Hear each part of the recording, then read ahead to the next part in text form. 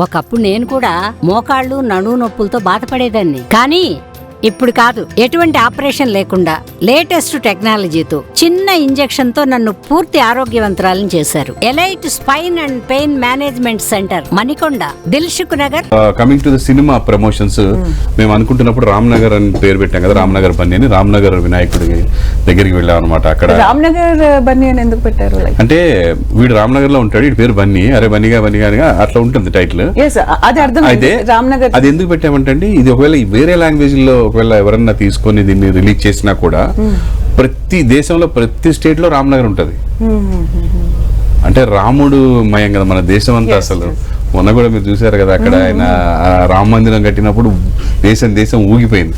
So అలా రామ్నగర్ అనేది ఈజీగా పేరు బన్నీ అనేది అందరికీ ఉంటుంది, కామన్, వెరీ కామన్. అది ముద్దు పేరు అవ్వచ్చు, ఒరిజినల్ పేరు అవ్వచ్చు ఉంటుంది.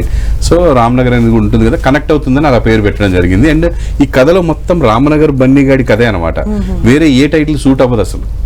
వాడి కథ, ఆ పిల్లోడు ఏం చేస్తాడు, వాడు ఎలాంటి తెంగరోడు, వాడికి ఏమేమి దెబ్బలు తగిలినాయి, ఏమి బుద్ధి వచ్చింది, ఏమి హ్యాపీనెస్ ఉంది అనేది ఉంటుంది కథ అంతా. ఓకే, మీరు అంటే యాక్షన్ చూస్తే చాలా బాగుంది. It's like you are suitable for that character అంటే ట్రైలర్ లో చూస్తే అనిపించింది. Coming to the attitude star అని వచ్చింది, అంటే మీకు లైక్ స్టేజ్ ఫియర్ అట్లా ఏమైనా ఉంటుంది? అంటే మాట్లాడాలి అవసరం వస్తే? లేదు, స్టేజ్ ఫియర్ అదంతా ఏం లేదు. జస్ట్ నాకు అనిపించింది అప్పుడప్పుడు ప్రతి ఒక్కరికి కొంచెం మాట్లాడే ముందు కొంచెం ఇబ్బందిగా ఉంటుంది, లేదా ఎవరైనా మన గురించి మాట్లాడితే మనకు కొంచెం షై ఫీలింగ్ అలా వస్తుంది. సో అలాగా అది ఆ రోజు మా డాడీ నా గురించి మాట్లాడుతున్నప్పుడు నాకు అట్లా అయ్యింది. సో అది అలా యాటిట్యూడ్ స్టార్ అని పెట్టేశారు అందరూ. దానికి దాంట్లో నెగిటివ్ ఉంది, పాజిటివ్ ఉంది. నేను పాజిటివే చూస్తున్నాను, అంతే అండి. నిజంగా యాటిట్యూడ్ ఉంటుందండి తనకి? లేదండి అసలు. అంటే యాటిట్యూడ్ మీన్స్ పాజిటివ్ యాటిట్యూడ్ ఉంటుంది, కాన్ఫిడెన్స్ ఉంటుంది. అది కొంతమంది నెగిటివ్ యాటిట్యూడ్ గా అనుకుంటారు. ఇప్పుడు నాకు ఒక విషయం తెలుసు అనుకోండి, తెలుసు అన్న కాన్ఫిడెన్స్ ని అవతల వాళ్ళు నెగిటివ్ తీసుకుంటారు. బట్ నాకే అంతా తెలుసు అనుకుంటే యాటిట్యూడ్, నాకు ఇది తెలుసు అనుకోవడం యాటిట్యూడ్ కాదు. తనకి అంతవరకు ఉంటుంది అనమాట అది. So it's positive attitude. అది లేకపోతే ముందుకు వెళ్ళలేమండి మనం. ఫేజ్ అంటే ఇప్పుడు ట్రోలర్స్ ఏదైనా పాయింట్ కోసం వెయిట్ చేస్తూ ఉంటారు. They got the point. ఒకటి మనం పాజిటివ్ చూడొచ్చు, ఫేమస్ అయిపోతాం. నెగిటివ్ చూడొచ్చు, మనం కొంచెం డిప్రెస్ అవుతాం. మీరు ఎలా హ్యాండిల్ చేశారు ఆ సిచ్యువేషన్? నేను ట్రోలింగ్స్ చూడగానే ఇంటికి వెళ్ళే టైంకి వాడు ఆల్రెడీ నాకంటే మంచిగా అన్ని ట్యాగ్ చేస్తూ పెడుతున్నాడు రివర్స్ వాళ్ళకి, సూపర్ సూపర్, థ్యాంక్ యూ అని అన్ని వాడు ట్యాగ్ చేస్తున్నాడు. అమ్మాయ తలుపు కొట్టాను వెళ్ళి వాడు రూమ్లో వాడు ఉంటే కొంచెం టెన్షన్ తోటి. So he's very happy. No daddy, I want to reach people, నేను రీచ్ అవ్వాలనుకున్నాను, ఏదో రకంగా రీచ్ అవుతున్నాను. సరే ఇష్టం అంటే నేను ఇప్పుడు ఏం చేశానని వాళ్ళకి నన్ను పొగుడతారు, వాళ్ళకి అనిపించింది వాళ్ళు చెప్తున్నారని రియాలిటీలో ఉన్నాడు. అమ్మాయి అనుకున్నాను, రిలాక్స్ అయిపోయానండి. సో నేను అలా రియాలిటీలోనే ఉంటాను. వాళ్ళందరూ ఒకవేళ మెగాస్టార్ అన్నంత మాత్రం నిజంగా మెగాస్టార్లో ఫీల్ అవ్వను నేను ఎప్పుడు కూడా.